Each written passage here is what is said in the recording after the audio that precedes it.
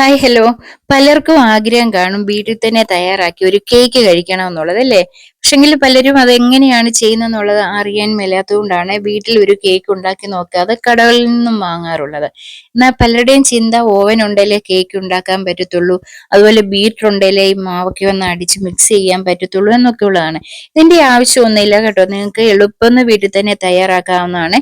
ബീറ്ററിന് പകരം നിങ്ങൾക്ക് നല്ല രീതിയിൽ കൈ കൊണ്ട് തന്നെ അടിച്ച് പതപ്പിച്ച് നിങ്ങൾക്ക് കേക്ക് ഉണ്ടാക്കാവുന്നതാണ്. ഓവന് പകരം നിങ്ങൾക്ക് പാനിലൊക്കെ വെച്ചായാലും കുക്കറിൽ വെച്ചായാലും ഒക്കെ കേക്ക് ഉണ്ടാക്കാവുന്നതാണ് കേട്ടോ. അങ്ങനെ ഓവൻ ഇല്ല അല്ലെങ്കിൽ ബീറ്റർ ഇല്ല എന്നുള്ള കാരണത്താൽ നിങ്ങൾ കേക്ക് ഉണ്ടാക്കി കഴിക്കാൻ മടിക്കരുത്. നല്ല രീതിയിൽ തന്നെ നിങ്ങൾക്ക് ഇഷ്ടമുള്ള രീതിയിൽ നിങ്ങൾക്ക് കേക്ക് ഉണ്ടാക്കാവുന്നതാണ് കേട്ടോ. പല ഫ്ലേവറിന്റെ കേക്ക് വീട്ടിൽ തന്നെ ഉണ്ടാക്കി നിങ്ങൾക്ക് നിങ്ങളുടെ കുട്ടികൾക്കൊക്കെ കൊടുക്കാവുന്നതാണ്. ഇന്ന് ഞാൻ കേക്ക് ഉണ്ടാക്കുന്നത് എങ്ങനെയാണെന്ന് കാണിച്ചു തരാം. അതിനായിട്ട് ഞാൻ ഇവിടെ എടുത്തിരിക്കുന്നത് 1.25 കപ്പ്, ഈ ഒരു കപ്പാണ് ചായ കുടിക്കുന്ന കപ്പ് കേട്ടോ. അതിന് 1.25 കപ്പ് മൈദമാവ് എടുത്തിട്ടുണ്ട്. നല്ല മൈദാവ്, പുതിയത് തന്നെ നമ്മൾ വാങ്ങിക്കുമ്പോൾ എപ്പോഴും പുതിയ തന്നെ മേടിക്കണം കേട്ടോ. പിന്നെ ഞാൻ എടുത്തിരിക്കുന്ന ഒരു 1/2 കപ്പ് പഞ്ചസാര പൊടിച്ചെടുത്തതാണ്. പൊടിച്ചപ്പോൾ ഏകദേശം ഒരു 3/4 കപ്പോളം ഉണ്ട് കേട്ടോ. പിന്നെ അതുപോലെ തന്നെ 1/2 കപ്പ് ബട്ടർ എടുത്തിട്ടുണ്ട്. ബട്ടർ എപ്പോഴും നല്ല ബട്ടർ നോക്കിയെടുക്കാൻ നോക്കണം കേട്ടോ. എനിക്കിവിടെ കിട്ടിയിരിക്കുന്ന നല്ല ബട്ടർ അല്ലായിരുന്നു, അതിന്റെ ഒരു പ്രയാസമുണ്ട്, ഞാൻ കാണിച്ചു തരാം. പിന്നെ 4 മുട്ട, പിന്നെ ബേക്കിംഗ് സോഡ, ബേക്കിംഗ് പൗഡർ, അല്പം വാനില എസൻസ്, ആവശ്യമെങ്കിൽ മാത്രം ചേർക്കാനും വേണ്ടി കുറച്ച് പാലൂടെ ഞാൻ എടുത്തിട്ടുണ്ട് കേട്ടോ. പറഞ്ഞതിന്റെ കാരണം ഞാൻ പറഞ്ഞു തരാം.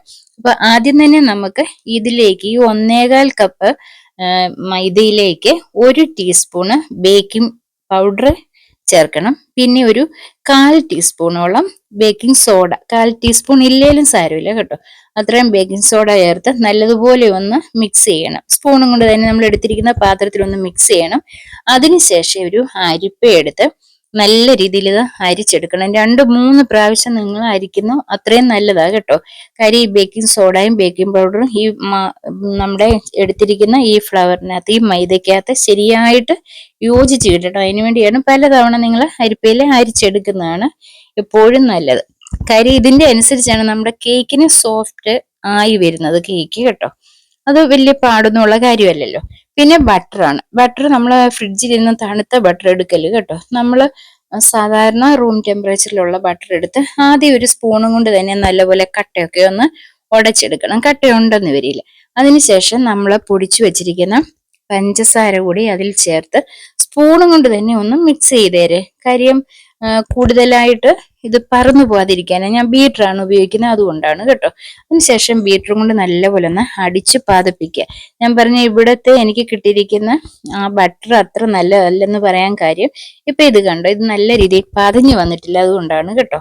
പിന്നീട് ഈ മുട്ട ഓരോന്നായിട്ട് ചേർത്ത് അടിച്ച് പൊട്ടിച്ച്, എഗ് യോക്ക് എഗ് വൈറ്റും ഒന്നും സെപ്പറേറ്റ് ചെയ്യേണ്ട കേട്ടോ. ഓരോ മുട്ടയായിട്ട് തന്നെ നിങ്ങൾ അടിച്ച് ഇതിനകത്ത് യോജിപ്പിക്കാൻ നല്ലപോലെ. നിങ്ങൾ ഈ ബീറ്റർ ഇല്ലെങ്കിൽ ആദ്യം തന്നെ ഈ നമ്മൾ എടുത്തിരിക്കുന്ന ബട്ടറും പഞ്ചസാരയും കൂടെ കൈയും കൊണ്ട് നല്ല രീതിയിൽ പതപ്പിച്ചാൽ മതി കേട്ടോ.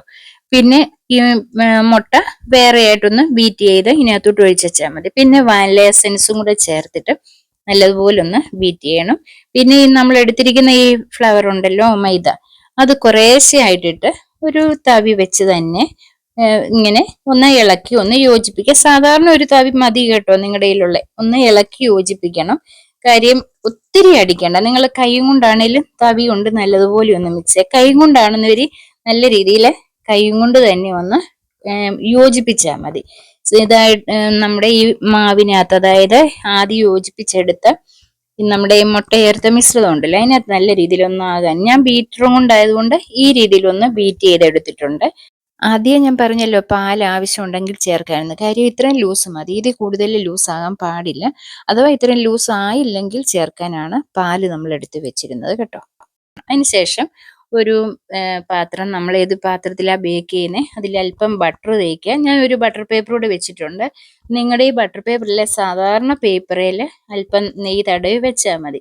അതിനുശേഷം അത് ഞാൻ ഓവനെ വെച്ചിരിക്കുന്നത് 180 ഡിഗ്രിയിൽ ഒരു 45 മിനിറ്റ് ആണ് വെച്ചത് കേട്ടോ. അപ്പോഴത്തേനും നമ്മുടെ കേക്ക് റെഡിയാകും. നിങ്ങളുടെ കയ്യിൽ ഓവൻ ഇല്ലെങ്കിൽ എല്ലാവരുടെയും വീട്ടിലെ ഒരു നോൺ സ്റ്റിക്കിന്റെ ഒരു പാനെങ്കിലും കാണുമല്ലോ. അതിനൊരു അടപ്പ് അതേ സെയിം അളവിലുള്ളൊരു അടപ്പൂടെ വേണമെന്നുള്ളതേ ഉള്ളൂ. അതിനുള്ളിൽ സാധാരണ കുക്കർ വാങ്ങിക്കുമ്പോൾ അതിന് ഉള്ളിലൊരു ഇങ്ങനെ ഹോളുള്ള ഒരു തട്ട് കാണും. ആ ഒരു തട്ടോ അല്ലെങ്കിൽ നമ്മൾ ഡൈനിങ് ടേബിളിൽ പാത്രമൊക്കെ വെക്കുമ്പോൾ ഒരു സ്റ്റീലിന്റെ ഒരു തട്ട് പോലില്ലേ, അതോ വെച്ചിട്ട് അതിന് മുകളിൽ നമ്മൾ ഈ എടുത്തിരിക്കുന്ന പാത്രം വെച്ചാൽ മതി കേട്ടോ. അപ്പൊ എന്നിട്ട് നല്ല അടപ്പ് വേണം ഇത് അടച്ചു വെക്കാൻ, ആവി വെളിയിൽ പോകല്ലേ. ഇത് ഡയറക്റ്റ് സ്റ്റൗവേ വെക്കാതെ ഇതിനടിയിൽ നമ്മൾ സാധാരണ ദോശ ഉണ്ടാക്കുന്ന ഒരു പാൻ വല്ലതും ഇതിനടിയിൽ വെക്കുക. അതിന് മുകളിലായിട്ട് ഈ ഫ്രൈങ് പാൻ വെച്ചിട്ട് ഇതേ രീതിയിൽ തന്നെ കുറച്ച് സമയം വെച്ച് ഒരു 35-40 മിനിറ്റ് നമുക്ക് വെച്ച് എടുക്കാവുന്നതാണ് കേട്ടോ. ഇതിപ്പം 45 മിനിറ്റ് ആയപ്പോഴത്തേക്കും റെഡി ആയിട്ടുണ്ട് കേക്ക്. അപ്പം 45 മിനിറ്റ് തന്നെ മതി കേട്ടോ, 180 ഡിഗ്രിയിൽ. അപ്പം നല്ല രീതിയിൽ കേക്ക് കിട്ടിയിട്ടുണ്ട്. ആർക്കും ഈ രീതിയിൽ കേക്ക് ഉണ്ടാക്കാവുന്നതാണ്. നിങ്ങൾക്ക് അല്ലാതെ ഫ്രൂട്ട്സ് ഒക്കെ ഇടണമെന്ന് വരും, നിങ്ങൾ മൈദ മിക്സ് ചെയ്ത സമയത്ത് നിങ്ങളുടെ കയ്യിലുള്ള ഫ്രൂട്ട്സ് ഒക്കെ ഇതിനകത്ത് ഇടാം, നട്ട്സൊക്കെ പൊടിച്ചായാലും ഇതിനകത്ത് ഇടാം. അതുപോലെ ഏത് രീതിയിലുള്ള കേക്ക് വേണമെങ്കിലും നിങ്ങൾക്ക് ഇങ്ങനെ തയ്യാറാക്കി എടുക്കാവുന്നതാണ്.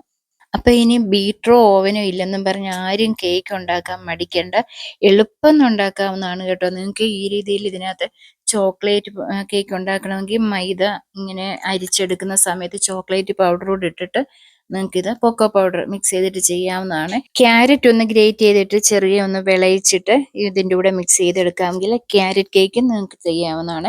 അപ്പം നിങ്ങൾക്ക് ഏത് രീതിയിലുള്ള കേക്ക് ഈസി ആയിട്ട് തന്നെ നിങ്ങൾക്ക് വീട്ടിൽ ചെയ്തെടുക്കാം. നിങ്ങൾക്ക് പലരും യൂട്യൂബിലൊക്കെ കണ്ട് കേക്ക് ഉണ്ടാക്കുന്ന കാണുമ്പോൾ അയ്യോ ഇതെങ്ങനെയാ ചെയ്യുന്നതെന്ന് കണ്ട് നിങ്ങൾ ചിലപ്പം പേടിച്ചിട്ടുണ്ടായിരിക്കാം, കാര്യം ഈ സാധനങ്ങളൊന്നും ഇല്ലാത്തതും കൊണ്ട്. പക്ഷെ നിങ്ങൾക്ക് ഏത് രീതിയിലും കേക്ക് നിങ്ങൾക്ക് നിഷ്പ്രയാസം വീട്ടിൽ തന്നെ തയ്യാറാക്കാവുന്നതാണ്. അപ്പോൾ ഇന്നത്തെ എൻ്റെ ഈ വീഡിയോ നിങ്ങൾക്ക് ഇഷ്ടപ്പെട്ടു എന്ന് വിശ്വസിക്കുന്നു. ഇഷ്ടപ്പെട്ടെന്ന് വരി തീർച്ചയായിട്ടും എൻ്റെ ചാനൽ ഒന്ന് സബ്സ്ക്രൈബ് ചെയ്യുക, ലൈക്ക് ചെയ്യുക. വീണ്ടും ഞാൻ പുതിയ വീഡിയോയുമായിട്ട് എത്തുന്നതായിരിക്കും.